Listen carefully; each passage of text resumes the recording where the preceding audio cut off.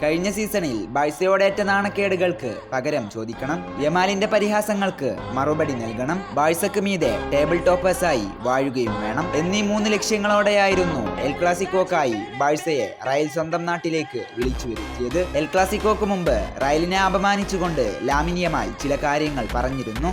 എന്നാൽ അതിനുള്ള മറുപടിയെല്ലാം സാബിയും പിള്ളേരും കൊടുത്തു കഴിഞ്ഞു.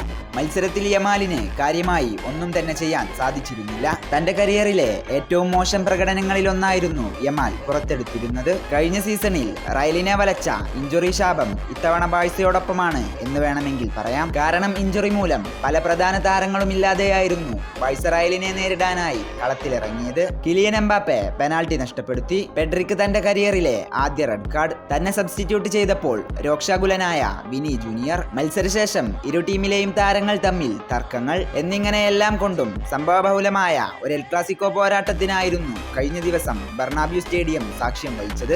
എംബാപ്പയുടെ ഗോളിൽ മുന്നിലെത്തിയ റയലിന് ഫെർമിൻ ലോപ്പസിന്റെ ഗോളിൽ സമനില വഴങ്ങേണ്ടി വരുന്നു. എന്നാൽ കളിയുടെ 43-ാം മിനിറ്റിൽ ബെല്ലിംഗം റയലിനായി വിജയ ഗോൾ നേടുകയും ചെയ്യുന്നുണ്ട്.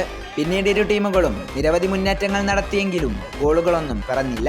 ഒടുവിൽ 1-നെതിരെ 2 ഗോളുകൾക്ക് റയൽ സീസണിലെ ആദ്യ എൽ ക്ലാസിക്കോയിൽ വിജയം സ്വന്തമാക്കുന്നു.